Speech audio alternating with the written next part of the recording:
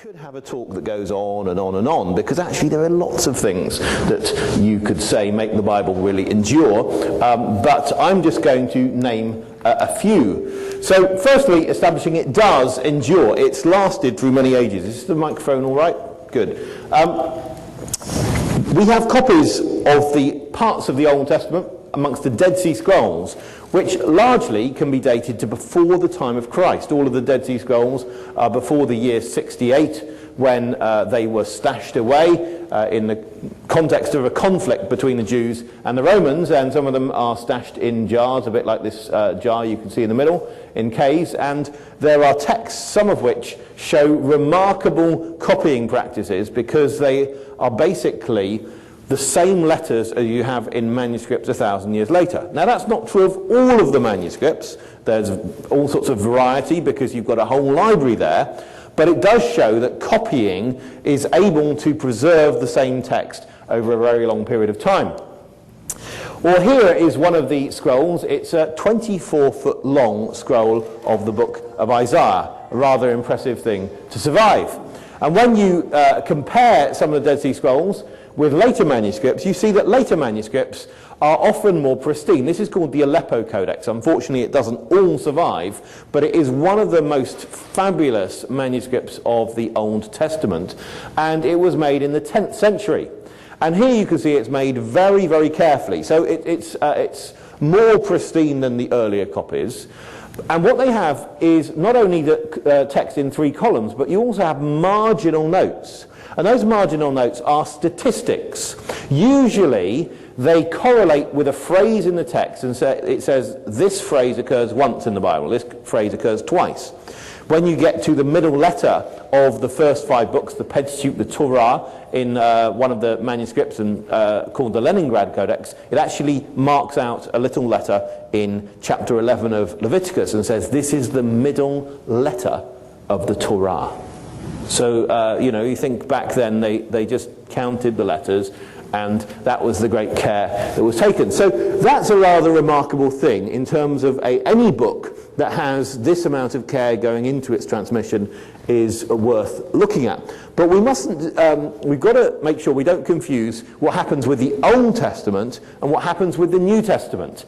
And we mustn't confuse what happens at one particular time and place with what happens in all times and places. So at some times and places for the Old Testament, there was a huge degree of care as people copied it, and they had special rituals, and they would make sure that they didn't defile any page, and if they defiled a page, they'd either throw it away, or they would have to rub things out and start again, and all sorts of things like that. But that doesn't mean it was the case everywhere like that. So with the Dead Sea Scrolls, you actually have varieties. You've got some really strict copies, and you've got some rougher copies, and that's of course what you'd expect. Back in those days, if you wanted to write something, well, you could write things in different ways. One of the common ways of writing things is you get smashed bits of pot because they're no use anymore, and you might scratch on them. That would be for a nice informal message. It's not really very appropriate for writing a piece of literature. If you're going to write a piece of literature, well, if you're in Israel, you might use papyrus, but more commonly it seems that they used animal skin. Now, you think about using animal skin. If you want a piece of literature to be of any length, that might be quite a few animals, and that's going to be a pretty big cost. So people don't write lots and lots of things, and sometimes they just write parts of books or extracts. They write what they need for their purposes, and sometimes people are writing very strictly, sometimes they're writing informally. But what we can say is, despite the fact that lots and lots of people are doing their own thing to make books for themselves, we find in that context that there are some of the copies which are really remarkably similar 1,000 years earlier and 1,000 years later. So you don't need everyone to be doing every copy perfectly. You just need some people to be doing some of the copies really well, and for that to be a continuous stream. And that's an important thing to try and clarify, because a lot of the apologetics books would give the impression either that they're all perfect and and then someone gets a little bit thrown when they come across a rather rough copy, or you might not really get an explanation for why there's variety. Now let's come on to the New Testament. We could look at maybe three basic types of witness to the New Testament text. One would be Greek manuscripts. That's a fairly obvious one. The New Testament is written in Greek, so Greek manuscripts. Secondly, we look at versions. These are translations, and we've got some great names of some of those, so they start making translations into Latin, and certainly by the 3rd and 4th century they have them, although Tertullian was in North Africa in the end of the 2nd century, and arguably he had quite a bit of a Latin version, although it doesn't survive today. Then they have Syriac, a form of Aramaic. They have Coptic, the language of Egypt. And then later there are lots of other translations. So we've got the Greek original, various other translations, and then we also have church fathers and quotations, because we have their own works. Now if you put all of those things together, you realize you've got a huge diversity of what we could call testimony, of witnesses. And so that actually allows us to exercise our brains a lot and think how we could critically evaluate all of those witnesses. So there's masses and masses of data. But when I talk about a manuscript, some people say, how many manuscripts are there? And the typical answer is there are about 6,000 of the New Testament. It might be more accurate to say 5,700 in Greek. Of course, I get a different number if I add all the Latin manuscripts. I might get closer to 20,000. But the real problem with that, as with many statistics, is what exactly are you counting? You see, a manuscript could be that big and just contain a few words, and that's a manuscript written by hand, therefore it's called a manuscript, or it could be 300 pages long. So a number that tells you how many manuscripts there is doesn't actually necessarily tell you how many copies there are from a particular phase. And also, when we look at the different sorts of writing, we find that, well, there are papyri that are used, and around the year 700 in Egypt, papyrus goes extinct because people are using it for writing material. So then you have to use leather, although leather's being used earlier as well. Paper comes along somewhat later, first in the East, then in the West, but people can write on stone. You might write the Lord's Prayer above the lintel of your house or something like that. You might write on pottery. Then you have manuscripts which are bound together at the spine like a modern book. We call those a codex, plural codices, or sometimes codexes. And then we also have scrolls, which are one of those things that you roll out, and usually written just on one side, but occasionally on two. We also have different ways of writing. You could write with a capital letter script, or once they've invented little letters in the 9th century, you can write in that as well. You can write a continuous text manuscript, or you can just have something that just gives you the readings for the church at that particular stage. You can have an extract. Many biblical manuscripts are extracts. They might have a few chapters of John, they might have a few verses of Genesis, they might put together a couple of texts from different books, and that's all fine. So there are complete manuscripts, there are also fragmentary manuscripts. There's just a wealth of data. And what do they look like? Well, they could look like this. This is from the 2nd century, and this is a manuscript of John. It's a manuscript of John 18 from the 2nd century, and it's kept in Oxford. And it was found in southern Egypt, where it's nice and dry, and therefore manuscripts survive. Now, obviously you can't read every letter of that, and you can see it's a rather tatty papyrus. But here we have a manuscript from around the year 200, which is the opening of John's Gospel. It's in fact the earliest copy we've got of the opening of John's Gospel, so we'll read that together. Then we have this manuscript from about 25 years later, now in Rome, and that's, you can see, has got the opening of John's Gospel. Then we've got another manuscript, which would be 4th century, Codex Vaticanus, you can see in 3 columns. Now what's interesting about this manuscript and this manuscript is they're about 100 years apart, and they seem to come from different areas, and yet they have a huge similarity, even in points of very minute spelling, showing careful copying, even at a time when this was written, of course, before Christianity was adopted by Constantine, and this one was probably written afterwards, and yet we have a similarity across that boundary. Or you have a 4-column manuscript, beautiful one, earliest complete manuscript of the New Testament, kept in the British Library, and it's called Codex Sinaiticus. Or we would have other manuscripts and so on. This is a 13th century manuscript. You've got so many different looks to a manuscript, but not only do you have the Greek manuscripts, you also have manuscripts in other languages. Here is some Syriac written right to left. You could have Latin, sorry, that's hidden behind, Armenian, Georgian, Gothic. I won't give you photos of all of them. So there's just a lot to look at. Now we want to read the opening of John and check it hasn't changed, don't we? So let's get the opening of John and blow it up a little bit more. Now, has anyone here done any Greek? Okay, yes, and we had a few people do Greek. Well, let's start with the people who haven't done Greek. And can you see this very first letter here on the top left? What letter do you think it is? Anyone near the front who can see? E. Okay, very good. And the next letter, it's this one here. Sorry, my clicker doesn't quite give you a view. What does it look like in English? N. That's right, N. It just means in. Now, how does John's Gospel begin in English? In the beginning. Okay, so the next word we've got, you can probably see next letter, because it's just going to go letter by letter. They don't make spaces between the words. You can maybe see something that looks a little bit like an A, can you? Right, then you've got something that looks like a P but isn't actually an R, then a cross, which of course reminds you of Christ, doesn't it? On the cross, so that'll be a CH, and it'll give you, it's archaeology. You know, in the beginning was the Word, and the Word was with God. We can check out all of that. Or here's our next manuscript. Now this is an interesting one because it's from around the year 225, and it's got the beginning of end of Luke's Gospel there on that page, and the beginning of John. Okay, so this is 100 years before the Council of Nicaea.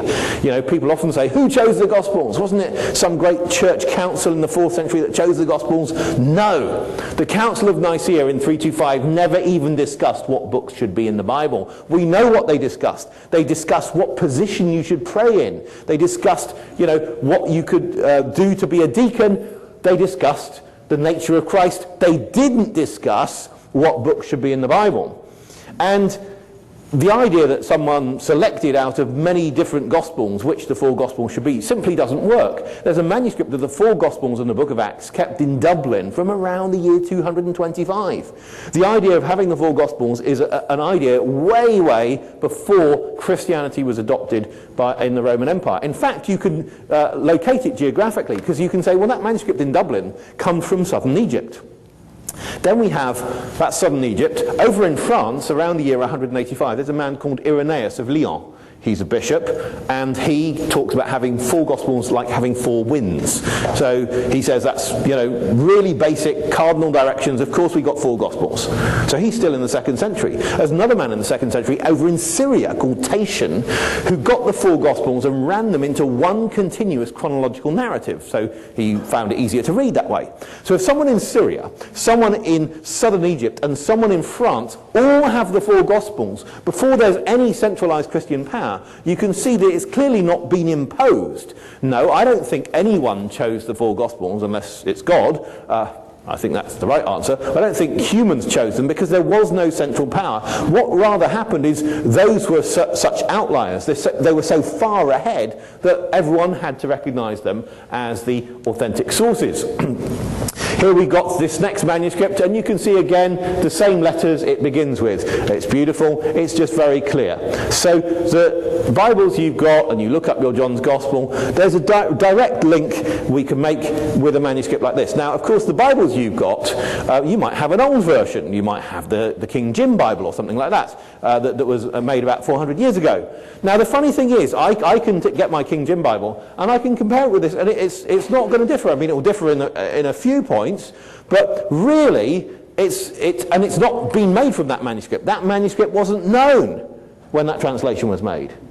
So in other words, we can say that some people suggest that as if our Bible translations have been made from previous copies, from previous copies, from previous copies, as if there's some really long transmission process. And I want to say, look, nowadays we have more and more images online, a lot of transparency, so we can actually check what the earliest manuscripts are, and when we have a version, it's made from the earliest manuscripts. So don't think there's something coming in the way between you and the earliest sources.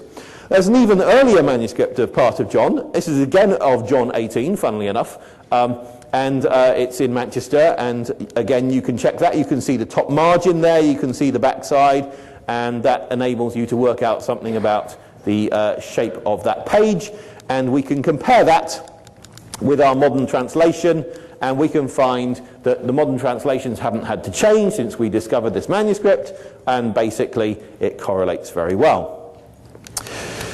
So, when we get all of the information together, scholars then make critical additions. This is called the editio critica maior, the bigger critical edition.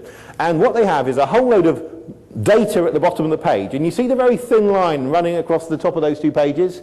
That's the Greek text. Okay? And all the rest is giving you scholarly information that's being gathered by scholars about the witnesses to those texts. And this is not as big as it could be. It's called the editio critica maior, which in Latin means the bigger critical edition. It's not called the editio critica maxima, the biggest possible critical edition. In other words, a whole load of work goes into this. There's a lot of transparency about the text. We can also say one of the things about the manuscripts we have is they come from many different countries, both originally and recently. They are housed in different museums, different libraries. And that means, of course, that there is no one group that has all the power over it. We have witnesses in multiple languages. And when those witnesses make mistakes, people say, oh no, that spoils the whole Bible. No, it doesn't. It actually helps you. It helps you make traceable relationships between the manuscripts. It actually helps you build a family tree. So, in fact, when a scribe makes a mistake, it's not necessarily a bad thing. It can actually sometimes help you. Now, some people say, well, you know, hasn't the New Testament changed? Well, I would want to ask a question, when could it have changed? You see, the problem about it before Constantine, before he adopts Christianity as his own religion, then of course it becomes eventually the official religion of the empire, is before him, Christians are disorganized, they're being persecuted, and Christianity has spread to various language groups. Of course, Greek, Latin, Coptic, Syriac, a good spread. There's no one in a position to change everyone's Bibles. But of course, after Christianity has become the official religion in the Roman Empire, Christianity spreads even further. It spreads outside the Roman Empire. It's in even more languages. And guess what? Popes may be powerful, but they don't read all of the languages. And so there's no one in a position, no Holy Roman Emperor, no Pope, no politician, who's ever been in a position to change everyone's Bibles. When the Orthodox and Catholic are in different groups, you can't, no Pope is able to change the Orthodox Bible, nor is some patriarch able to change the Catholic's one. It just doesn't work. There are so many different groups. So if you know anything about history, and I know an educated group like this does, you can basically say it doesn't work to say everyone's colluded to change their Bibles. We could also say that that argument will work quite early on, because it seems that the Gospels originated in different towns. Now, if you're going to change the Bible text, you could say, couldn't it change early on? And at one level, it's hard to prove that it didn't change early on, because that would be proving a negative. So let's say you might have a photo of Moses coming down the mountain with the tablets of God in his hand. Would that prove that he hadn't changed them just before he came around the corner? Of course not. So I can never prove that something hasn't changed. What I can demonstrate is there's no reason to think that it has changed. And I could also add further, there's every reason to think it hasn't. So that's what I'm really interested in doing. And when we look at the Gospels, one of the problems about the idea that someone wanted to change the Gospels is, of course, when the Gospels first originate, day after they're published, one of them's published in a particular town, do people know it's going to become part of the Bible? And this is the thing you need to change if you need to influence the world. Well, probably not. So in other words, if someone's going to start changing things, that might help them change one gospel in one town, but what about the other gospel which originated in another town? They're not going to have access to that. So in other words, the idea that someone changes at that very earliest stage is rather difficult. But once we start collecting the Gospels together, what we find is that they are produced in multiple medium. Sometimes we have 4 gospel manuscripts, sometimes we have single gospel manuscripts. So if I want to change the gospel text, I've got to change them in all the different media. I've got to change the single gospel manuscripts and the 4 gospel manuscripts. I've got to change them in all different places, and if they're in lots of different languages, in all the different languages. The result of this is there aren't many differences between New Testament manuscripts. Now, you will know, because you're an educated group, that there are some differences between some of the older versions in English and the more modern versions. For instance, in the King James Version and some of the more modern versions, say the last 12 verses of Mark, or the 12 verses about the woman caught in adultery in John's Gospel. What do you do about those? The interesting thing about those 2 sections is, firstly, they're rather unique because there aren't any other similar passages like that. And someone like Erasmus, 500 years ago, knew there was uncertainty about those passages. Now that's interesting, because Erasmus, when he produced his Greek New Testament in 1516, if you want me to speak faster I can, when he produced his Greek New Testament in 1516, he only had 6 Greek manuscripts available to him. We now have something like 6,000. Now, bearing in mind, we mustn't play the numbers game, too carefully. I'm just trying to give an impression. The number of manuscripts has gone up by about 1,000-fold, and yet the number of passages of that sort known to be debated has not been going up like that. Some people say you can work out the number of creatures in a confined area, wild creatures. I don't know what you're looking at, let's say coyotes or something, yeah?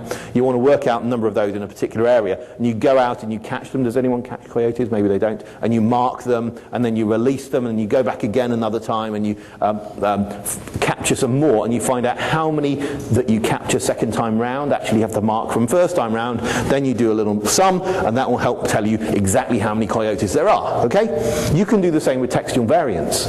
You can say, when I discover a new manuscript of the New Testament, how many differences does it have that we never knew about before? From that, you can do a sum which apparently allows you not only to know how many differences there are between every New Testament manuscript that survives, but also between all of the New Testament manuscripts that have ever existed.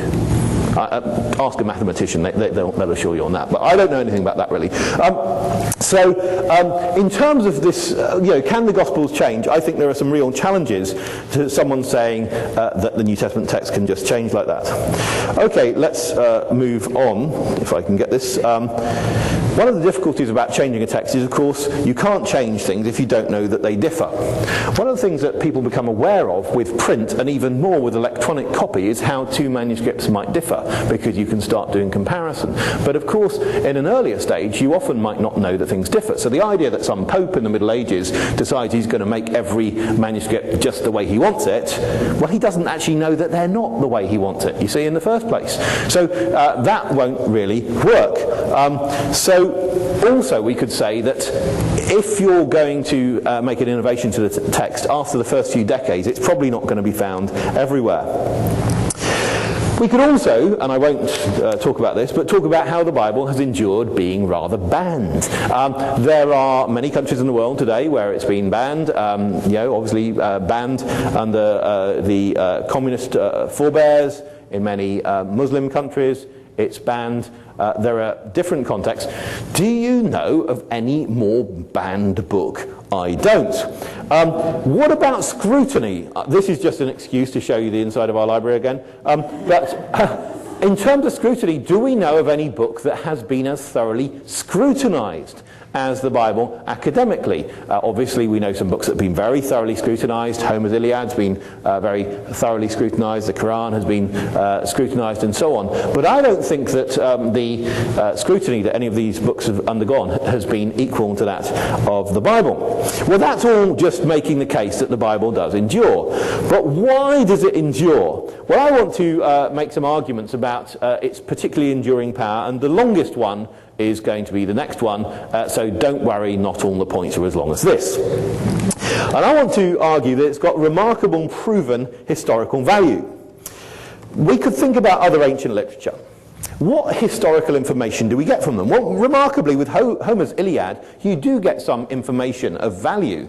So, for instance, the name Ilium, which is the name for Troy, is a word which then turned up later when Luvian was deciphered, the language from round there, and all sorts of other things like that, we might say, have been confirmed and fit with the Iliad. There are other things from ancient writings which get confirmed. What I have not found is that the degree of confirmation that you find in the Bible going on, and so I want to look at some of those confirmations we have, and particularly beginning with what strikes me as a rather remarkable one. Let's start with archaeology. I understand that archaeology is about 200 years old as a discipline. We might say it began in 1798 when Napoleon Bonaparte takes experts round in his army in Egypt and they start looking at things. I mean, you know, when exactly a discipline begins is always hard to say, but let's say it's around then, about 200 years old, which means that before about 200 years ago, people, when they wrote about the Bible, didn't really have access to archaeological information. Now, after archaeology begins, people then start deciphering some of these ancient languages. So in 1822, that's when people finally cracked the Egyptian language using the Rosetta Stone as a crib, which rather helped because it had the Greek and the Egyptian lined up, and so that helped young Champollion to get that right. 1840s, they then decipher the Assyrian language, or the language is usually called Akkadian in two different varieties, Assyrian and Babylonian. So I will just talk about those interchangeably, although they're not fully interchangeable terms. And that gets deciphered really in the 1840s, and that gives you access to a huge amount of information. Now let's then go back a little bit and think about the 17th century.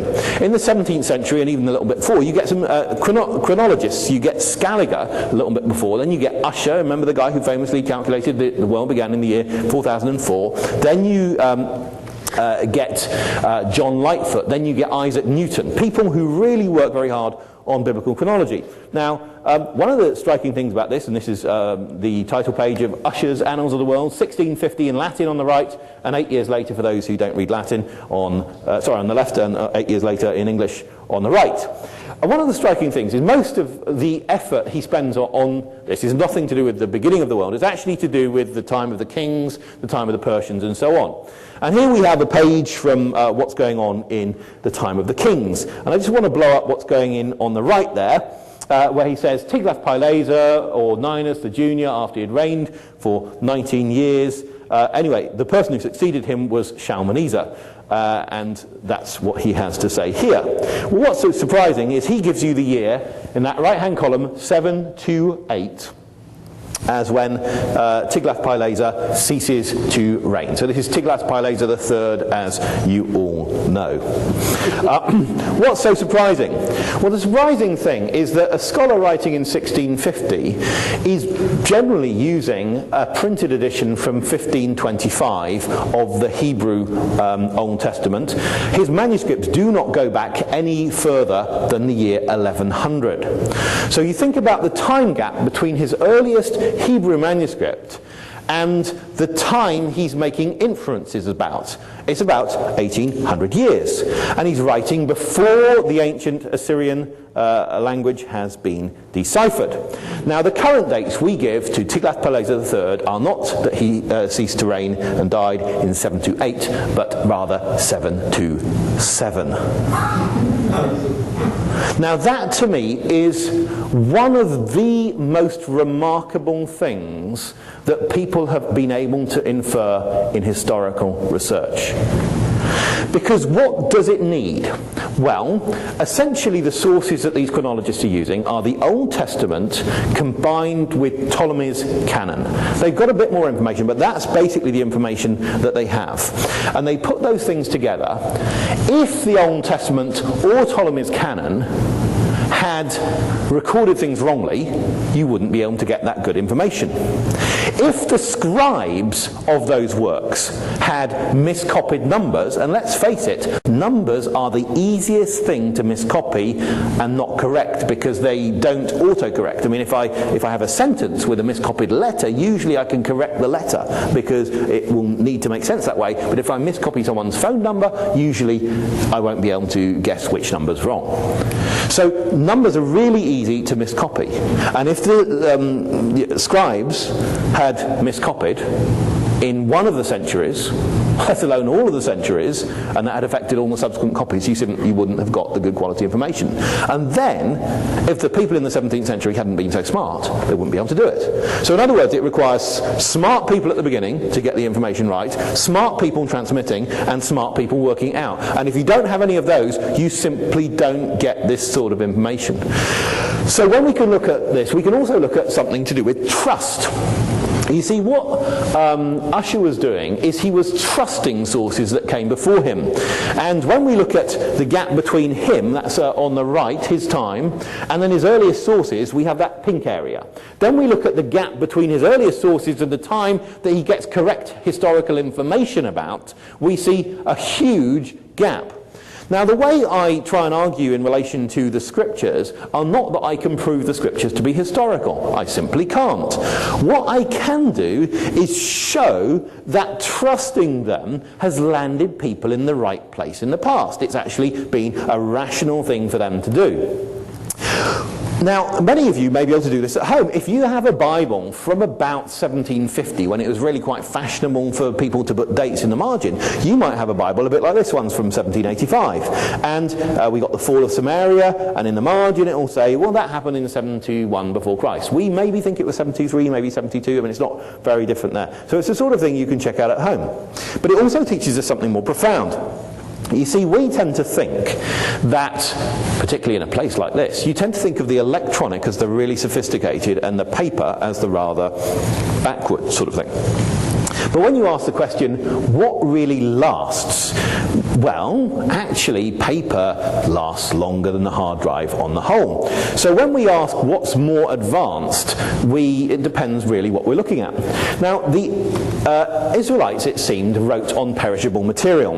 We know this not only because it isn't there and it's perished, but also because they do have things that survive, and those are bullae or seal impressions. And on the back of those seal impressions, you often have fiber marks showing that they're using papyrus. So they wrote on perishable material. Obviously, in the case of the Dead Sea Scrolls, if someone artificially puts scrolls into very dry caves in jars, they might just survive, but otherwise things just aren't going to survive. On the other hand, the Babylonians out east, the way they wrote was a bit more clunky. They would write on wet clay, and they would use their 600 or so cuneiform signs with a stylus, and then they would bake the clay. And, you know, if you're asked in terms of heavy and what's portable, what would you prefer? The 22-letter alphabet of the Hebrews written on perishable material, or would you prefer the clay? And I think most of us would go for that lighter, easier thing. But when you ask which is going to survive multiple generations, actually you find out that the thing that's going to survive and therefore show up in our museums today is going to be the ancient cuneiform tablet. But we also know that it doesn't matter that we don't necessarily have the original recordings of people landing on the moon, because these files get copied. You know, when you speak to someone on the phone, you don't actually hear their voice, you hear a copy of their voice, a copy of a copy of their voice. Now, sometimes when it comes to biblical manuscripts, people worry because it's a copy of a copy of a copy, and they think, therefore, I can't trust it. And yet in the modern society, when the whole fabric of our technological society depends on the copying process, we don't have the same doubts about it. You know, we watch the news. We know that it is theoretically possible that the signal we are seeing on our screen is different from everyone else's signal. Someone could have, hacked into our system. They could have hired a whole team of CG people who've just generated a whole load of images so that we see something different from everyone else. That is possible. But why do we think it's unlikely? because we know it's a rather big budget enterprise. And it's exactly the same with ancient manuscripts. If every ancient manuscript is going to be killing an animal and hiring scribes, think how many animals you're going to use for a codex like Codex Sinaiticus. You're using hundreds of animals. So you think about the economics of it, and very quickly you realize that even if some cad decided he wanted to change one manuscript in one place and had the money to support the project, it wouldn't really sustain. So this idea that we can't trust the copying process is rather inconsistent. If people are going to have doubts about the copying process in the past, why not have doubts about the copying process in the present? Throw away your phone, throw away your computer. No, I'm not saying you should. But what that means is I would like to argue that what we find in a medieval copy of the Bible may be something that we could rationally treat as a historical source of the same value as an ancient Babylonian cuneiform tablet. They're actually the same sort of thing. And so when we look at something like the Book of Kings, it's very rational to treat this as a historical source. It's simply one that's come to us in one of those traditions that's a copying tradition, and copying traditions aren't bad traditions. There are often good reasons for that, and we know that in the New Testament there were people called scribes, and we know that down the ages there have been many scribes. You go to where the Dead Sea Scrolls were made, and there's evidence of a scriptorium. You go to early Christian monasteries and you find lots and lots of evidence of copying. It's actually basically what they did, apart from singing psalms, saying prayers, doing a bit of gardening. It was copying the Bible. That was what the whole thing was about. And when we look at the Bible, we find that the Old Testament gets 5 Assyrian kings, bang, all in the correct chronological order. We then decipher Assyrian and we find out they're in that order. And that's a really remarkable thing. Then we find that when we look at the records of these various kings of Assyria and Babylonia, you see these people on the right, they are now mentioning people on the left who are people in the Old Testament. So we have a dovetailing here. And that is, the Bible is mentioning the foreign kings, and the foreign kings are mentioning the people in the Bible. Now, what we can say about this is that a lot of people say, I need to have confirmation from archaeology or from some textual source before it's rational for me to trust something in the Bible is true. The problem about that is, what if I said, I'm not going to believe any American history unless I can have it corroborated by some sources outside America. Or I'm not going to believe any British history unless I can have it confirmed by sources from France and Germany. Or I'm not going to believe any Egyptian history before I have it confirmed from sources from another country. You soon realise, with Egyptian history, you'd basically do away with all of the history that you know about. So what if the Hebrew sources, the Old Testament, is the same sort of thing? It is the historical source itself. For me to insist that I have to have corroboration by a further source is a rather unreasonable thing. If I say I've got to have a source from outside the country before I believe something, I'm insisting on something that wouldn't be reasonable for any other culture. Another way of seeing the trustworthiness of the Old Testament could be that we could look at all the different individuals there are in the Bible, some of whom share names with others and some are uniquely named, and we can actually look at the way their names fall into definite stages. So in the first 5 books of the Bible, you don't have any ending IAH when it's a particular IAH containing God's name, which is often thought to be pronounced Yahweh. What we find rather is some certain ways of beginning names, beginning with an I or J, when it's actually a verb beginning.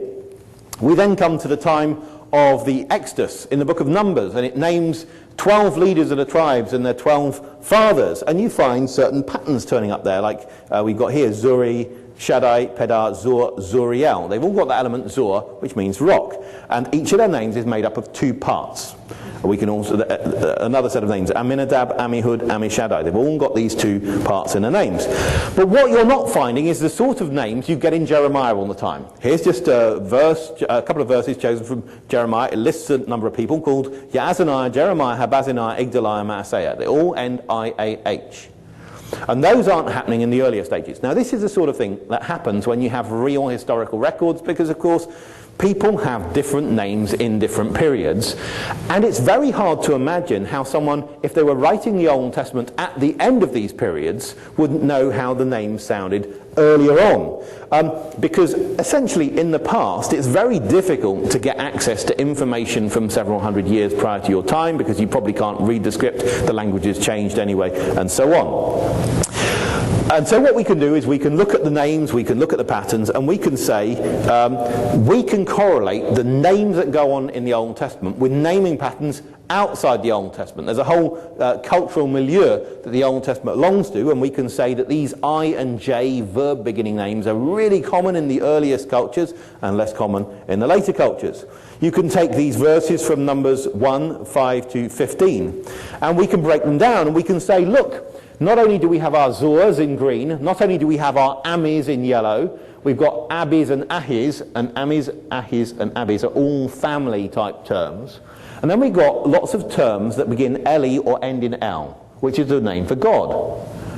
Now, look how many we have. We've got 5 on the left-hand column and 3 on the right, so out of 24 names, we have 8 bearing the name El, meaning God, and not a single one having Yah. You see? So that shows you a rather striking thing about the way the names work in particular patterns. This is the way one commentator talks about it. In the book of Numbers, he says, there's a striking frequency of occurrence of name elements, especially Zor and Ami, each 3 times, which now, in the light of, in the light of text from Mari, are shown to have been current in a stratum of population which had many relationships with ancient Israel. Let's come on to another argument more briefly. I think the Old Testament and the Bible generally have good internal evidence of their trustworthiness, and I just want to look at a couple of bits of internal evidence. I want to begin with this inscription, which is an ancient Phoenician inscription from the 9th century BC. This is what the inscription says. I am Kilamur, the son of King something. King Gabar reigned over Yadiar. It is called Yadiar. No, it is. King Gabar reigned over, well, say Yadiar, but let's say Yadiar. But achieved nothing. Then came Bama, and he achieved nothing. My own father Hiah did nothing with his reign. My brother Shael also did nothing. It was I, Kilamur, who managed to do what none of my ancestors had. Now, one of the things that strikes me about this is it seems to be just a little bit biased. And one of the things you can all say about this is a very common way of writing. You see, Ramses in his inscriptions tells you how great Ramses was. He might be telling you how great his gods are, but that's like he gets greatness by association. Amenhotep will tell you how great Amenhotep is, you see. Now, when you contrast that way of writing, which is basically the way people wrote all those monuments, with what goes on in the Old Testament, let's have a look at this.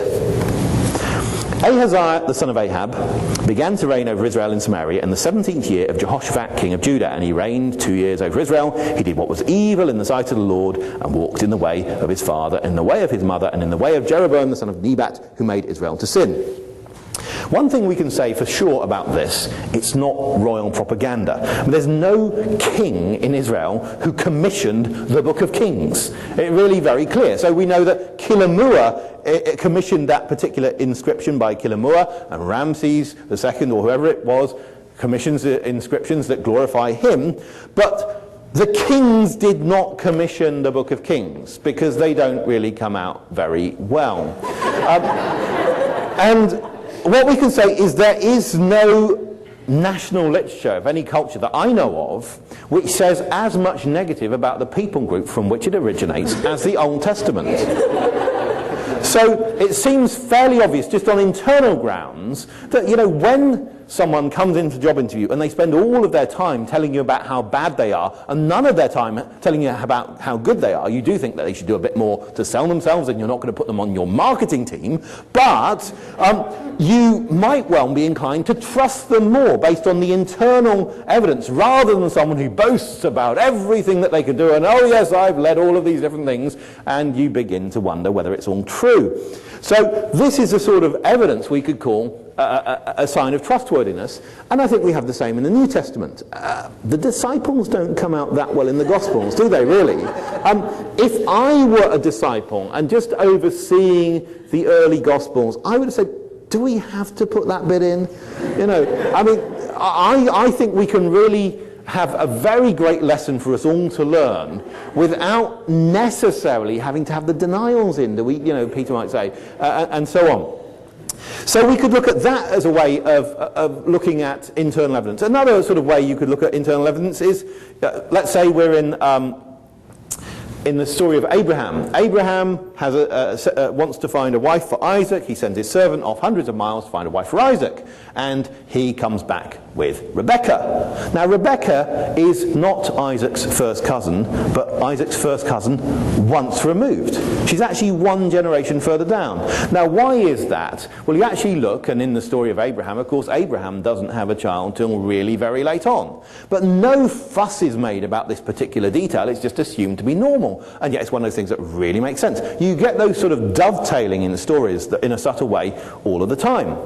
Or we might say, well, let's take the Book of Kings. I like the Book of Kings. I did my PhD on the Book of Kings, so, of course. And I say, well, what's the most detailed, I've given you the answer, what's the most detailed chronology in the whole Bible? Well, it's the Book of Kings, isn't it? I mean, the Judges, the chronology is, somewhat vague, round numbers and so on. Get to the books of Ezra and Nehemiah, and, you're not quite sure about the time.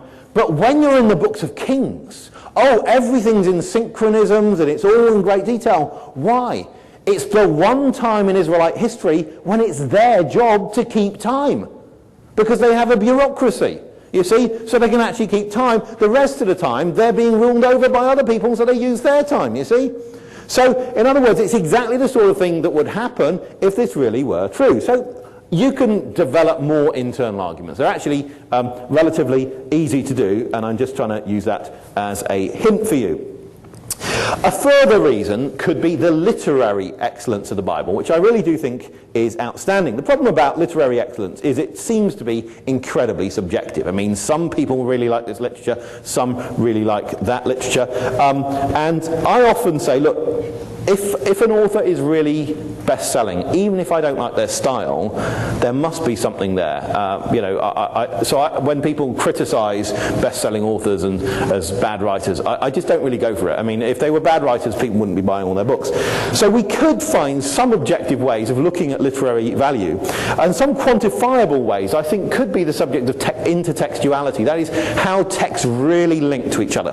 Now, a lot of people don't notice this when they read the Bible, is just how thick every part of the Bible seems to be with allusions to almost every other part. So let's start with the story of Abraham. In Genesis chapter 12, and it said that through him all of the families of the earth are going to be blessed. You trace that theme through, and you're going to find blessing all the time and cursing. Whoever curses you, I will curse. You're going to find that in story after story. We're still in chapter 12, and you're going to start finding that there are other things going on. For instance, he goes down to Egypt because there's a famine. That echoes before the big going down to Egypt because there's a famine happens later in the book. And then what we find is there's a problem with Pharaoh because, of course, Abraham's been declaring that his wife is actually his sister. And as a result, God plagues Pharaoh. And then Abraham leaves with great wealth. Well, that rather reminds you of something you're going to read later on in the Bible, where you've got, of course, lots of things going on with Pharaoh being plagued in Exodus. But still in Genesis chapter 12, you find that there's another set of echoes, because it's not just that you have Genesis chapter 12, you've also got chapter 20 and 26, where you have these patriarchs claiming that their wife is actually their sister because they're a little bit afraid.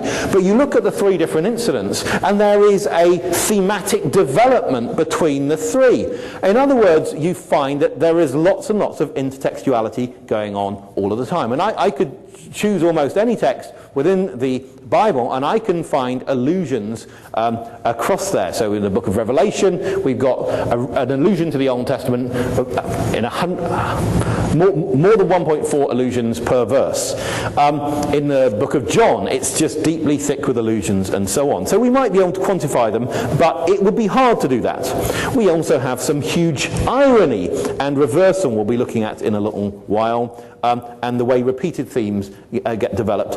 And what I found, and I've been studying the Bible pretty seriously for maybe 28 years, so it began when I was about 16, is I'm coming back to passages and seeing new things and just being bowled over by the allusions that are in there. So a familiar passage, I was speaking on the parable of the two sons, the prodigal son and the older brother. And the father runs towards the lost son when he comes back, and he says he ran and he fell on his neck and he kissed him. And a lot of you know the story. It's a very familiar story.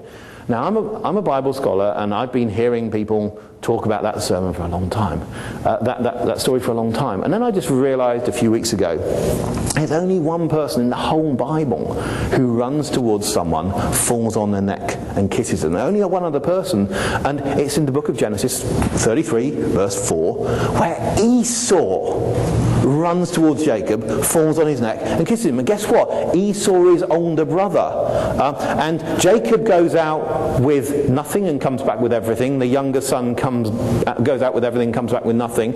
And in the younger son's trying to, isn't cheating the older brother out of the inheritance in Luke 15, but in the case of Esau he was. And there's just a huge set of resonances here that I've not even spotted, and a lot of people haven't spotted, because there's just that everywhere. I can find that in the Bible. You have to keep looking. I found it just repays study.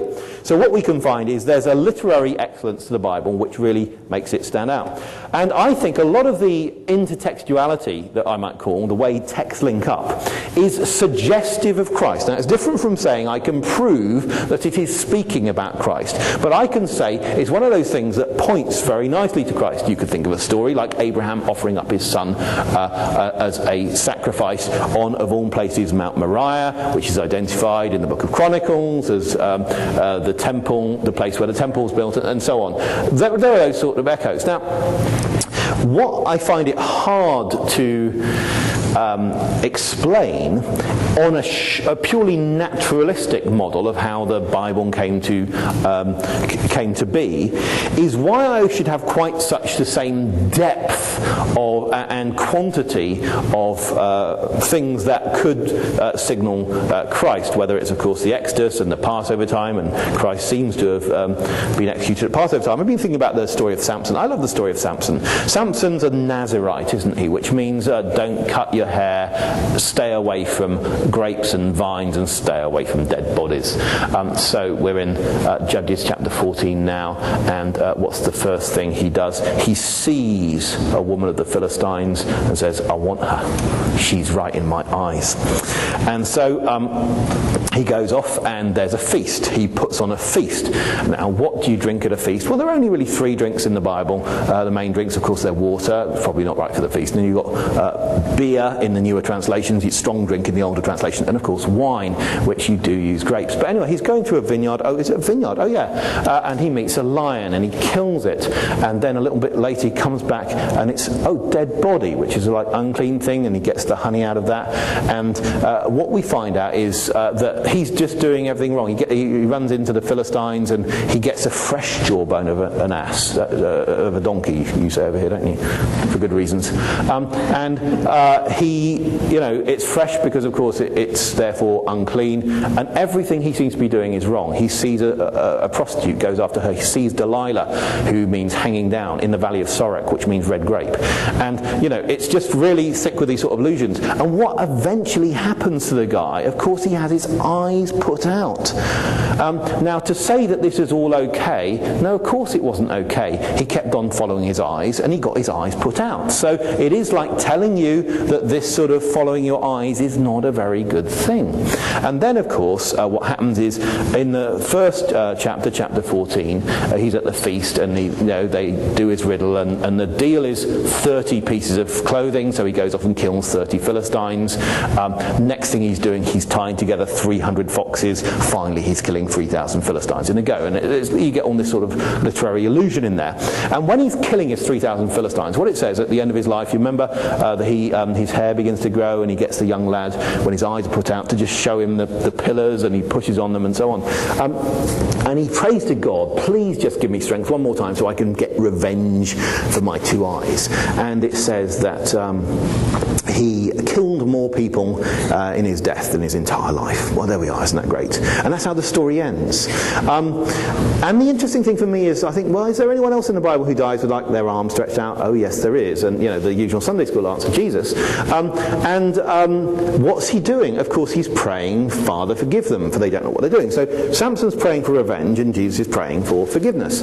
And Samson's killing people, and Jesus is, making people live, isn't he? So what you find is that sort of allusion is just constantly in the Bible. You remember Elisha and Elijah. There are all sorts of equations you can make between Elijah and John the Baptist, and Elisha and Jesus, similar miracles, all sorts of things. And Elisha gets a little bit upset because those guys, young boys, say, "Go up, baldy," and so he curses them in the name of the Lord, and out come a couple of she-bears, and maul 42 of them. It's really great. It should be in every children's Bible because it's got cuddly bears and children, just what you need.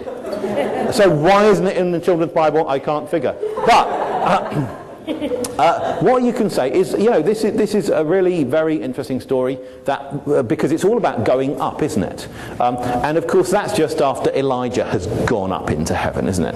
And that's happening at a time when, in the first 2 chapters of 2 Kings, where it's all set, the verbs go up and go down occur more than in the whole of the rest of the book together. They're actually really key themes. And the point is, these young children are aware enough of what Elijah has done to ask Elisha to copy it. But what interests me is, of course, that as I'm dealing with the ethical questions raised by the passage, that of course I remember something Jesus did with the children, which is, of course, he blessed them.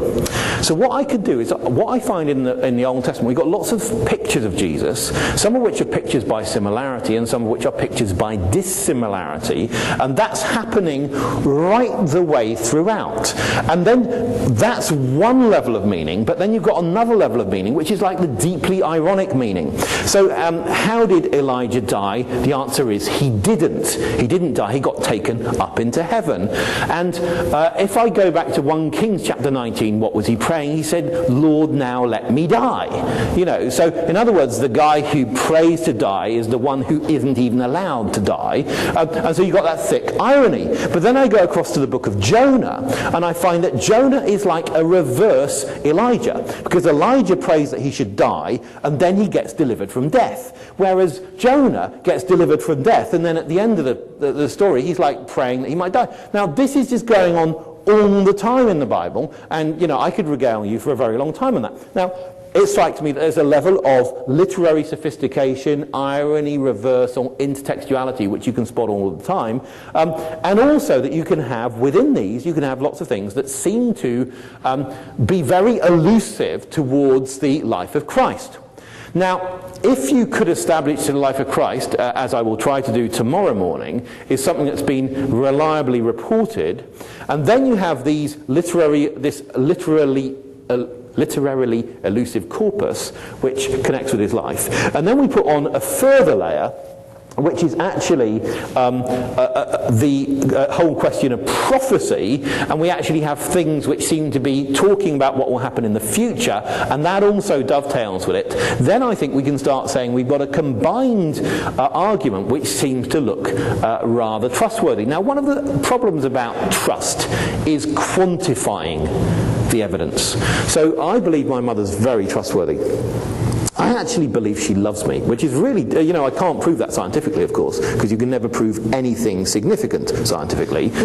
You can only, but the really big things in life, like someone loves you, someone could always explain away my mother's affection, so all of the meals she cooked for me and all the other things she's done for me, you could always say, well, it was guilt or self-interest or whatever it is. I mean, I could never actually disprove that. It's one of those things. But I think I do believe it's rational for me to hold that she loves me. And one of the things about that is, of course, it's very difficult for me to quantify that.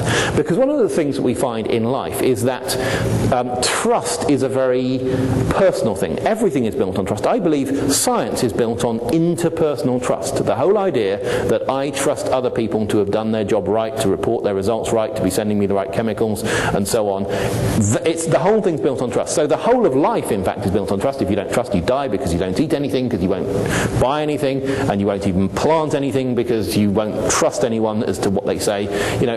So you wouldn't know what to eat in the first place if you didn't trust someone to tell you that it was okay to eat that particular thing. The whole of life is built on trust. And so what Christians are doing when they're inviting people to trust Christ, to trust God, to trust the Bible, we're actually inviting people to exercise interpersonal trust of the sort that people do every day in order to survive. In other words, no one has an opt-out on the idea of trust. I find the word faith rather unhelpful because faith nowadays gets heard as trust or belief without evidence, and I find trust a very helpful thing to talk about. So my final reason, and it's a brief reason you'll be glad to hear, for trusting coming together is prophecy. Now the way prophecy works is slightly difficult because prophecy needs to reveal and hide at the same time. Why would it do that? Well, if you speak too clearly in prophecy, you actually start manipulating the future. So if you say one day there'll be a man called Judas, and he'll wake up one day and he's going to betray someone, get 30 pieces of silver, and then he's going to hang himself, and your name was Judas, and you suddenly thought they're offering you 30 pieces of silver, you might think, I don't really like the way this is going. So it could start really affecting the way future works. So rather, prophecy is somewhat like, I think, a crossword puzzle. The thing about a crossword puzzle, it has to the clue has to reveal. Because if it didn't reveal something, you wouldn't be able to get it right. But it's got to hide it, otherwise there wouldn't be any game to it. But when you filled in the right piece on the crossword, of course, you've got that feeling. It's right. It's 9 letters. It begins, with the right letter and so on. But then you find that not only do you have the right one, but as you fill in more of the crossword, you get more certain that your original suppositions about a particular one are correct, because you've got other ones overlapping with them. So what I think that we can say about the way prophecy works is, of course, it is telling you God knows the future, that he's in charge, and it is therefore going to reveal about the future, and it's going to reveal particularly how we should respond. But you can have a very rational trust in the prophecy based on that sort of convergence, and that gives you particularly large confidence after the fulfillment. Now, just to look at some prophecies very briefly from the Old Testament. I find it very striking that you should have a book like Isaiah, or Isaiah as many you would say, which has that famous phrase we have from around Christmas time, Isaiah 9, for unto us a child is born, unto us a son is given, the government will be upon his shoulders, his name will be called Wonderful Counselor, Mighty God, Everlasting Father, Prince of Peace. The idea that you should have, from a monotheistic culture, a text which says, Mighty God is going to be born, is rather strange. I mean, imagine going to Riyadh or Mecca or somewhere like that and shouting out on the street, God is going to be born as a child. I don't suggest you do it, because it might not be very good for your health, because it would be an incredibly controversial statement. And yet this is what we have within the context of a culture which is telling us that there is only one true God. It's a very odd thing to have, and yet it's one of those odd sort of things that fits with what the New Testament later portrays about Jesus. Or you could find Isaiah chapter 53. Really begins at 52:13, where it talks about my servant will be high and exalted. That's the phrase, and the phrase high and exalted only occurs 2 more times in the whole Bible. One is in Isaiah 6 when it talks about God being high and lifted up on the throne. Another time when it's Isaiah, it's talking about the one who's high and exalted and inhabits eternity. So in other words, it's using a phrase that you would only ever use of God, and then it describes this figure as suffering on behalf of the people. It uses 5 different phrases talking about death, talking about being cut off from the land of the living, talking about having a grave, lots and lots of words of death. And then afterwards it's talking about him being alive and, dividing spoil and all sorts of things. It's very strange. But once you have the story about Jesus, you do think, well, that's a remarkable thing to fit with that. Can I put a numerical value on that? Some people try and put a numerical value on how prophecy works. I think, what was it, the coins in Texas, wasn't it, illustration that one person famously tried to use to try and talk about how unlikely it was that all this would happen. That's too quantitative, I'm afraid, for me, but I do think that we find some convergence here. Just one more I rather like, Zechariah 12:10, where God says, God's the character speaking, and so it talks about they'll look on me whom they pierced. It's very strange, again, that's the natural reading of the Hebrew, that you should have that text, and yet it fits very well with the idea of Christ being God and dying and so on. So these things I see as converging. Just to sum up, we've had remarkable historical confirmation, getting things to right within 1 year, over an 1800-year period, really well copied. We find an unusual way in which the Old Testament is critical of the powers that would have benefited from writing, and we also find a huge set of literary structures which correlate or could easily be read as pointing to Christ, and we also find these prophecies together. And together those things, as well as a whole number of prophetic structures, which I won't talk about, where you have a whole load of symbols which also help point to Christ, suggests to me that there are very good reasons why the Bible would endure. Well, I've spoken for quite long enough, so I want to hand over to you now for your questions, but preferably the easy ones. Madam. How do you deal with the unreliability of interpretation? Like, you can... Unreliability of a... Everyone has a bias when they interpret. Oh, yeah. Like, you have what you want the evidence to say, and so you interpret the evidence as saying that. So how do you deal with that when you're looking at the scripture? Because you can have an atheist look at the scripture and they'll see they won't necessarily see the illusions that we see, but they can always say that we see those illusions because we want to see those illusions. Thank you. Great. That's great. So just to repeat that, so how do you deal particularly with the question of bias in translation, in interpretation, and some people are going to see some things and some people won't? I think there's an inevitability to it. I mean, as in, we can all see that with conversations today, that two people will go away from the same conversation, sometimes taking from that conversation what fits them. Obviously, we do need to be accountable to external evidence. And we should admit our bias. To some extent, I think the way things should work with a converging argument is that you get increasing certainty of a particular path because more things seem to fall in line, whereas if you're reading against the grain, fewer things will fit into place. Having said that, there is a strange way that the Bible presents itself, and the Bible presents itself as full of pit holes.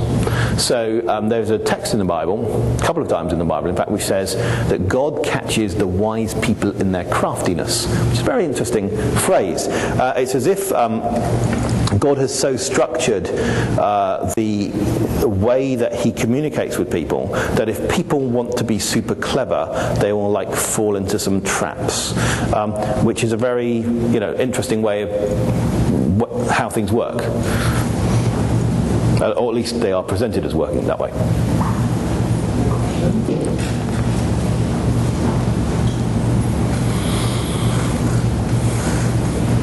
Again. Okay, sure. What about some of the contradictions in the Bible and the way God acts? A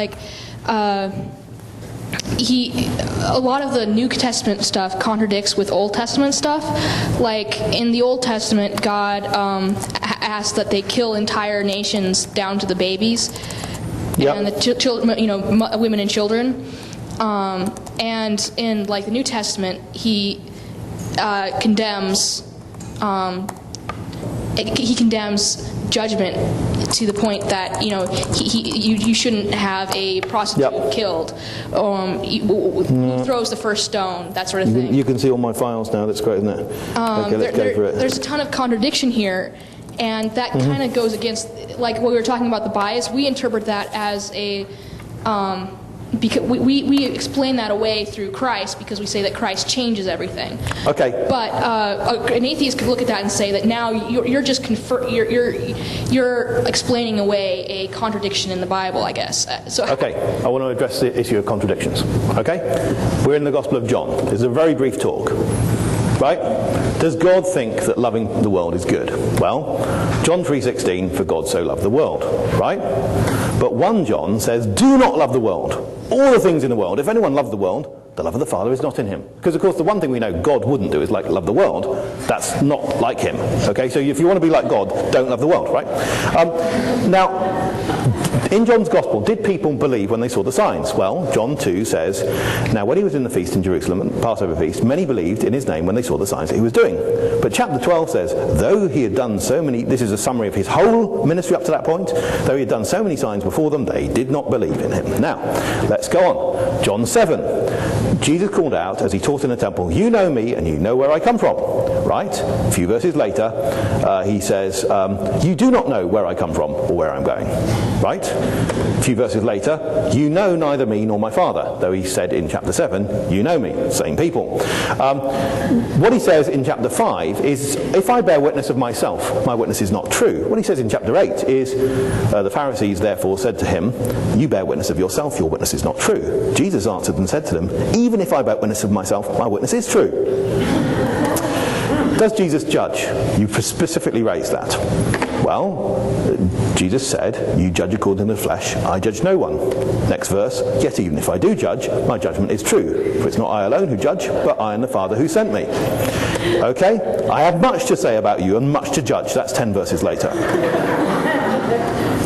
John 12. If anyone hears my words and does not keep them, I do not judge him, for I did not come to the world to judge the world, but to save the world. Or as it says in chapter 3, God did not send his Son into the world to condemn the world, but in order that the world might be saved through him. It's great, isn't it? Chapter 9, for judgment I came into this world. Right? And this is the way one skeptic sums it up. This is the way Bart Ehrman reads it. One of my favourite apparent discrepancies, I read John for years without realising how strange this one was, comes from Jesus' farewell discourse, the last address that Jesus delivers to his disciples at his last meal with them. It takes all of chapters 13 to 17 in the Gospel according to John. In John 3:13-36, Peter says to Jesus, Lord, where are you going? A few verses later, Thomas says, Lord, we do not know where you're going. And then a few minutes later, at the same meal, Jesus upbraids his disciples, saying, now I'm going to the one who sent me, yet none of you asked me, where are you going? Either Jesus had a very short attention span, or there's something strange going on with the sources, or with these chapters, creating an odd kind of disconnect. Now, I think he's limited his interpretations. You see, I think those contradictions are in there deliberately in order to make you think. Now, a contradiction is not necessarily something that isn't true, because a contradiction can be something with unstated qualifications. So I can make a statement of A and non-A, provided I'm not in mathematics, where I'm not allowed unstated qualifications. When I'm in just standard English, where I am allowed unstated qualifications, I'm allowed to say A and non-A. Right? And that's the thing about natural language. Jesus never spoke with footnotes. He's allowed to do that. Right? And so when people say there's a contradiction in the Bible, often they're assuming that a formal linguistic contradiction means something that cannot possibly be true. You can't have both of them true. Whereas, anyone who read Dickens, it's the best of times, it's the worst of times, it was, that's how the book opens, and some people don't close it at that point. They think, I will read on and find out why. So what you find is a contradiction is simply a form of code, and it doesn't necessarily mean something's not true. So for the Christians, the big assertion is not the Bible doesn't contain contradictions. That's a sort of popularized assertion. The strictly formulated one is the Bible doesn't contain, or Scripture doesn't contain, untrue statements. Or, of course, you need to qualify that because, of course, there are people lying in Scripture as well. You see what I mean? So you might need a few more footnotes. But so does that make sense? And then, if I'm allowed to say that John's Gospel deliberately uses contradictions to make you think, why can't I say that when I've got in Matthew that Jesus did not come to abolish the law, Matthew 5, and Ephesians 2 that he abolished the law, why can't I have that as a contradiction which is thought up by the divine mind to make us think further. Why not? I don't know. It seems like those are two absolute statements, whereas like it is the best of times, is the worst of times. You can be talking about two different things at this. I mean, he goes on to explain why it was the best and why it was the worst in Dickens' case. Those are absolute, but they're absolute about different things. Whereas the law, it's a very specific subject, and he's absolute about it both times. And it seems like a contradiction that doesn't... Yeah. Well, the way I would explain it in Matthew 5 is it's talking about the prophetic function of the law. Really big emphasis in Matthew is the law points forward. And that's the big thing, whereas in Ephesians it's all about law as something dividing the Jews from the Gentiles. And so I think when you look into context, it really makes a lot more sense. So I would say, when people talk about contradictions, sometimes we try and, Christians try and cut the discussion too short without really saying, well, let me back up and just say what we really do believe, which is not that I will never find contradictions in the Bible. There may be many contradictions. What there aren't are stinking contradictions of the wrong kind, where it says that Jesus was betrayed by Chloe Iscariot, and that Jesus was born in Egypt and he was born in Bethlehem in Judea, those sorts of things. But it's quite difficult to imagine him being born in both of those places. So you could have really bad, just irreconcilable things, and we don't have those sorts of knockdown things in the text. Okay. Sorry, that was a long answer. What was your key phrase? Qualified, unqualified assertions? What was your... Well, just that, when we're dealing with mathematics, as I understand it, you state all of your qualifications. It's all written in nice mathematical script. Whereas in natural language, you have unstated qualifications. We have all sorts of things. So, some people think that they're only held to the words on their contract. That's absolutely impossible. There are always implicit cultural assumptions as well as the words on your contract. Very interesting. Because you couldn't write down every eventuality on a contract. Other comments, questions? We got plenty of time.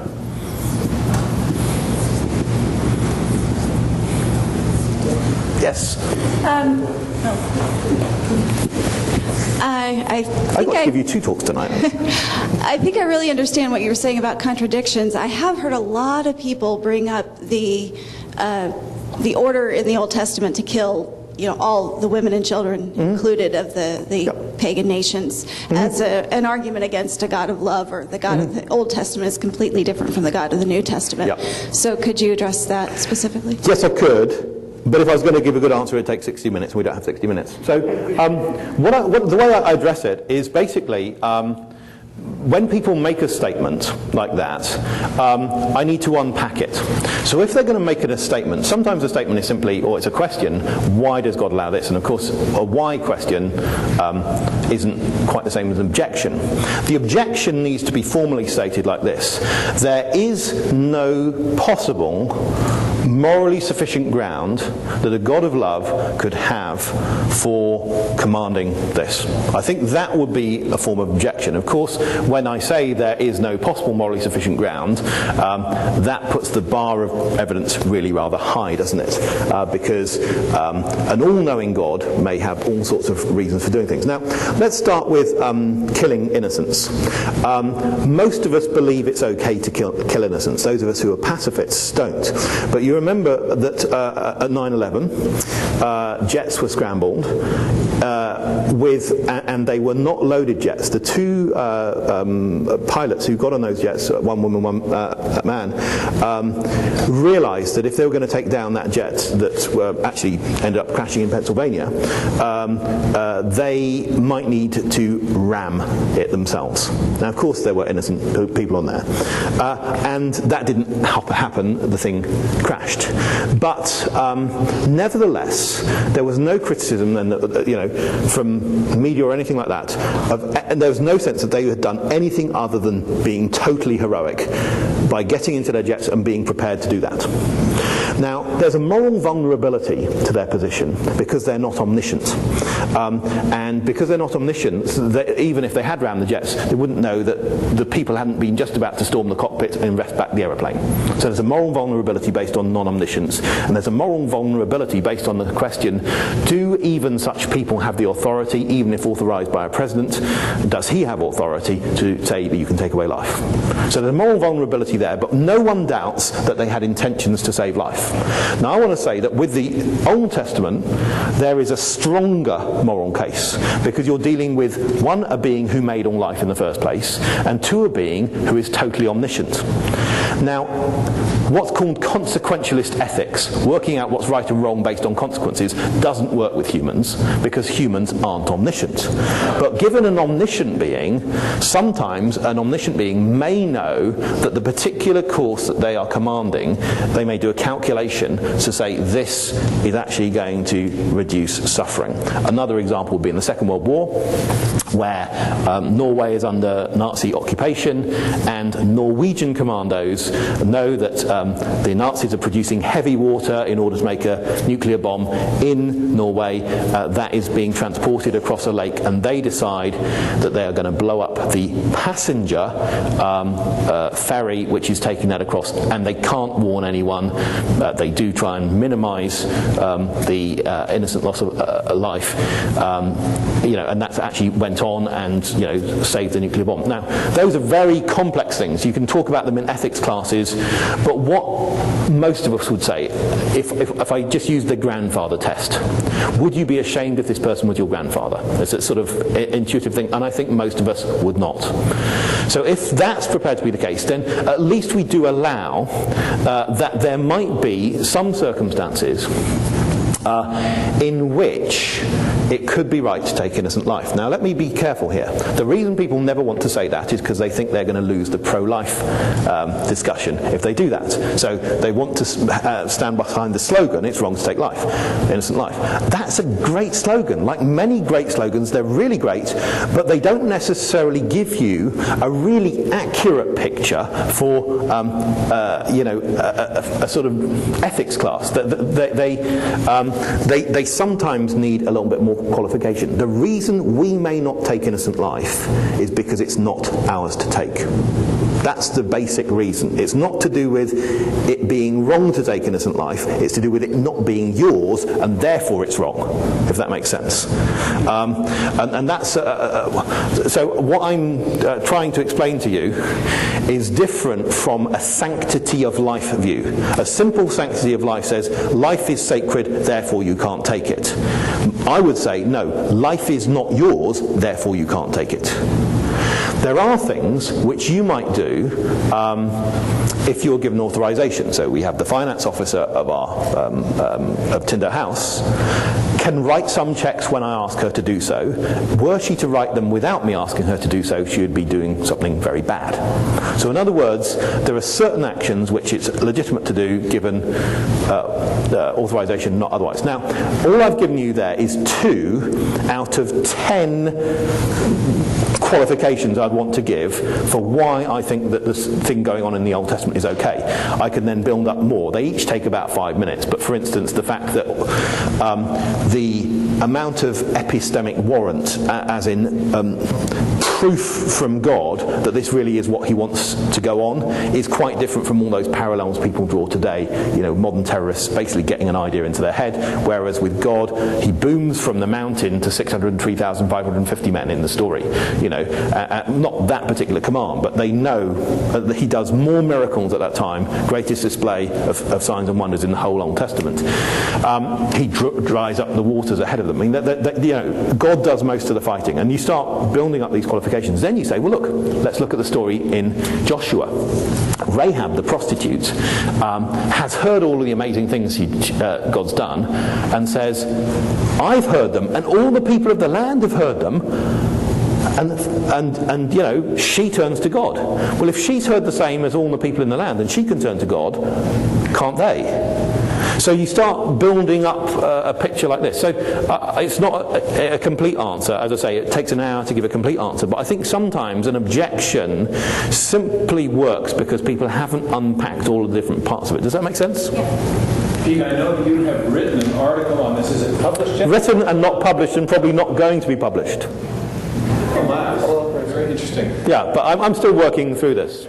But, you know, I don't think there's any case that there is a good objection to the Old Testament on that basis. I think it's a very flimsy argument indeed, I have to say, but there we are. Rebecca. So the Bible gives a lot of very specific commands, like don't divorce except for infidelity, and Jesus says that. And then there's Paul's women wear cover your heads in church, and we keep some of those and we get rid of some of those. We say that some of them are more of a cultural connotation and have larger meanings that still apply, but that specific command still doesn't. And then we go to the don't divorce thing and we say, well, that still applies literally, perhaps. So how would you go about telling the difference? Yes. So what I think you've established very well in that question is that we tend to be somewhat arbitrary in the way that we choose which bits of the Bible we like. And what tends to happen is we like certain bits, and so we fall in line with those, and others we don't. But that's only one layer of things. You've then got other layers, which is correctly understanding something, then you've got a layer of culture, you've got a layer of what's the argument in this, and so on. So, with the question of divorce.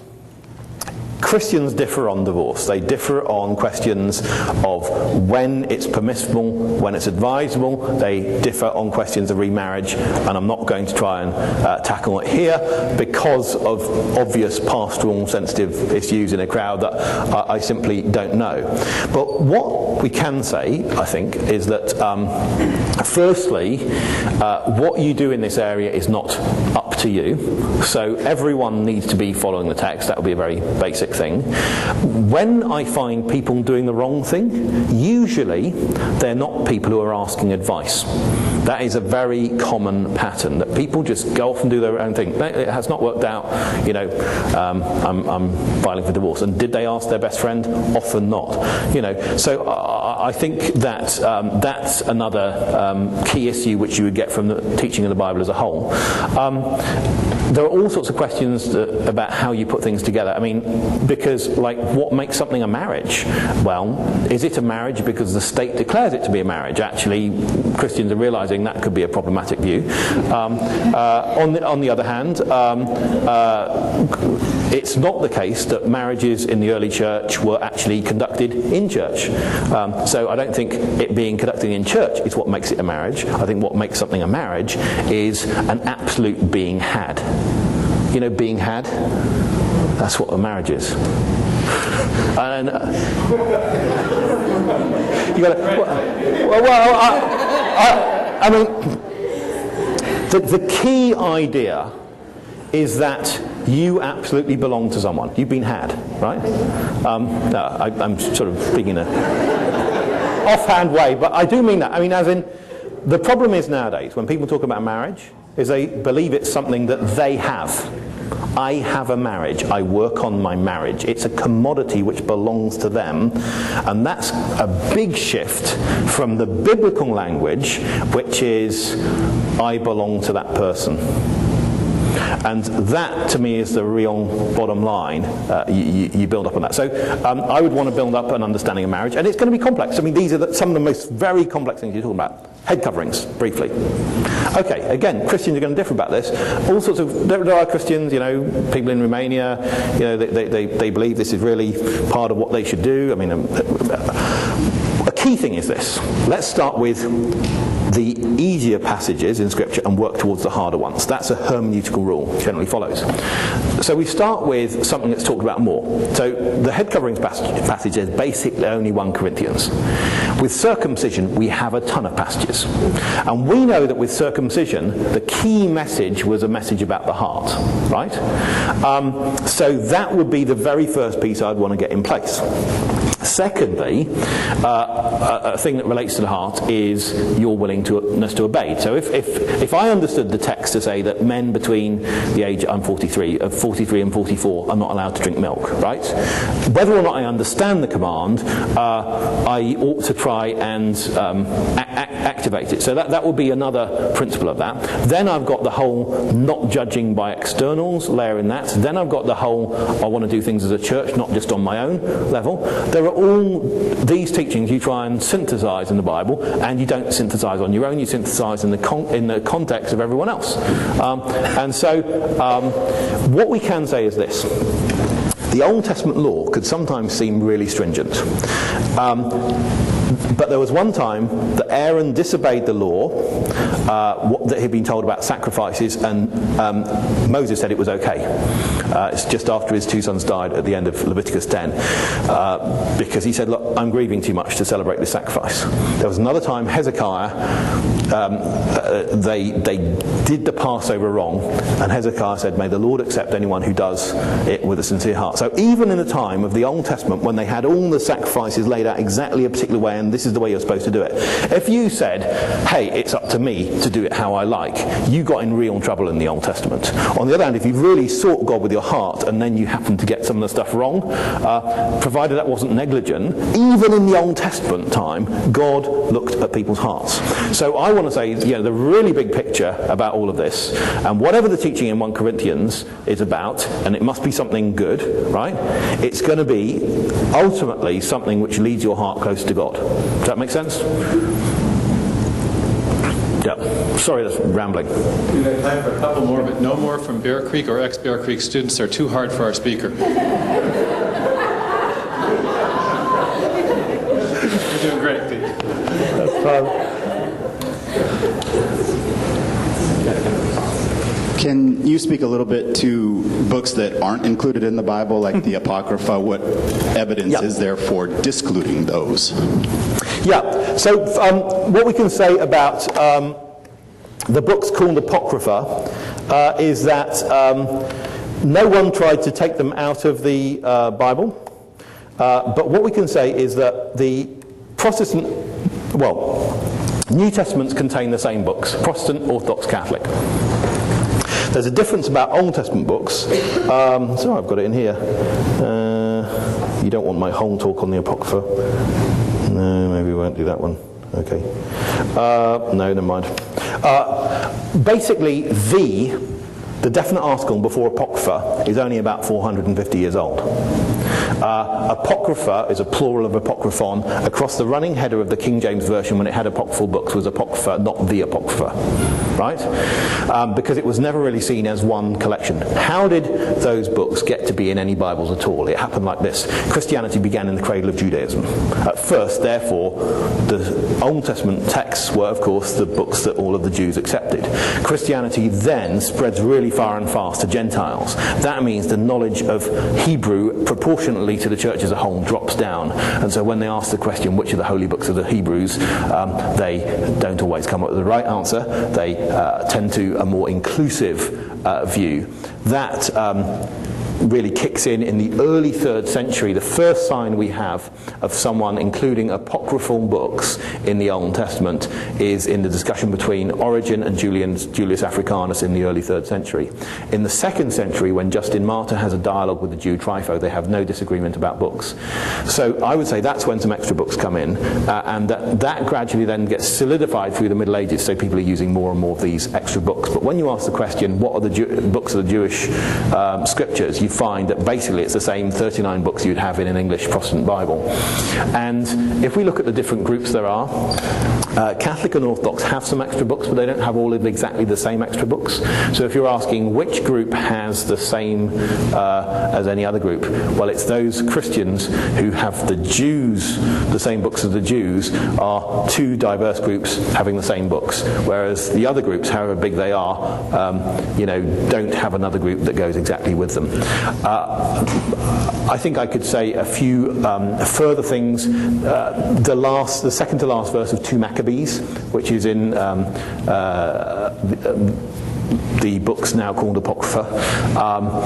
that basically ends like this. I tried to do my best. If you find it worthy, that's great, and if it's worth nothing, well, I did try my hardest.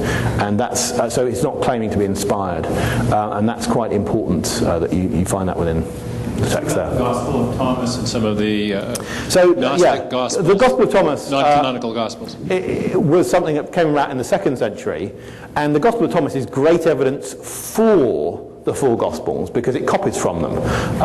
So how does the Gospel of Thomas begin? It begins, these are the secret sayings which the living Jesus spoke and which Didymus Judas Thomas wrote down. That's how the Gospel begins. Secret sayings. Why is it secret sayings? Because you've got to explain why no one's ever heard of them before. That's a really important thing. The other thing is the Gospel of Thomas is saying, if you want to hear what Jesus is really saying, you need to come to me, the Gospel of Thomas. In other words, the idea that you can't have Matthew, Mark, Luke and John and put alongside them Thomas, because Thomas is claiming to trump them all. What's the Gospel of Judas doing? The Gospel of Judas says these are the secret sayings which Jesus spoke a week, 2 days before the Passover. And that's, again, it's secret sayings, because if you accept the Gospel of Judas, you have to say that's the real one. So whereas the 4 Gospels are saying this is the story of Jesus, as it says in Luke's Gospel, there are many people who've written about this, it's open and can be investigated, and it's not saying you only get the truth from this one. Thomas is saying if you want the real story, you've got to look to Thomas. Judas is saying the same. So I think that the idea that you can set these Gospels alongside the others is a very modern idea. There's no ancient idea of it. And these were not Gospels which were rejected. They simply weren't considered, in the first place. I mean, most of us haven't been rejected from Nobel Prizes. We just haven't been considered. 2 more questions. We want to respect people's time. Okay.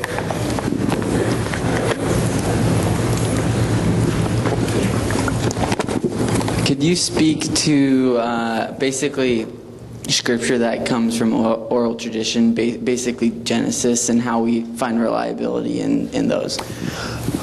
Thank you. I don't know how most of the texts in the Bible arise. So, in the case of books like Esther probably isn't the author. I don't know who the author of 1 and 2 Chronicles is. I don't know who the author of 1 and 2 Samuel is. I don't know who wrote Genesis down, or when it was written down. And that's okay. I also don't even know particularly how the gospel writers wrote down. Alan Millard thinks that they actually took wax tablets round as disciples. There are people who say no, disciples, they're students, their job is to learn by memory. You can run the Gospels either way, you can run all sorts of views on this, and it's not something we've got direct evidence about. What I'm interested in, however, is the whole question of trustworthiness. If it was rational for people in the 17th century to trust the Book of Kings, even if that meant trusting it for information 1800 years prior to the earliest sources, then we can show it can be rational to trust that something is a true record, even if that goes far, far earlier than our earliest current records. I mean, people in the 17th century couldn't have imagined that we would be able to have manuscripts now which go back to the 1st century. I mean, they wouldn't have been able to imagine how that would be able to happen because archaeology hadn't begun. So, but it can still be rational to trust. So I suppose I'm more interested in that whole question of it being rational to trust. So, can I externally verify all sorts of things in the narratives? Can I verify Abraham? No, we're never going to find his tent peg. I don't think we're ever going to find all sorts of things that he did. We're probably not going to find any record of him other than the Bible. That can be okay, because, I have a wife, right, Catherine. She tells me, I've just been out for a walk. I don't say, can you corroborate that? I actually trust it solely on her testimony, and I believe it is rational to do so. Many things that she says to me I can corroborate, many things I can't and don't need to. So what I'd say is, in terms of the personal trust position, if God is speaking from the Bible, if that was something we could show to be a rational position, then it would be, we would expect lots of things to be verifiable, but there may be many things that cannot be verified externally, and that's okay, because testimony is essentially irreducible. You know, when someone says, this is what someone said to me in a closed conversation, or this is what I suffered in the concentration camp, you can't get behind that testimony. You know, there's something irreducible about that, and that's something we need to recognize, that one of the categories that the Bible is coming to us with as we respond is that whole question of testimony. And that's one of those things that we realize that it's actually a very challenging category to us.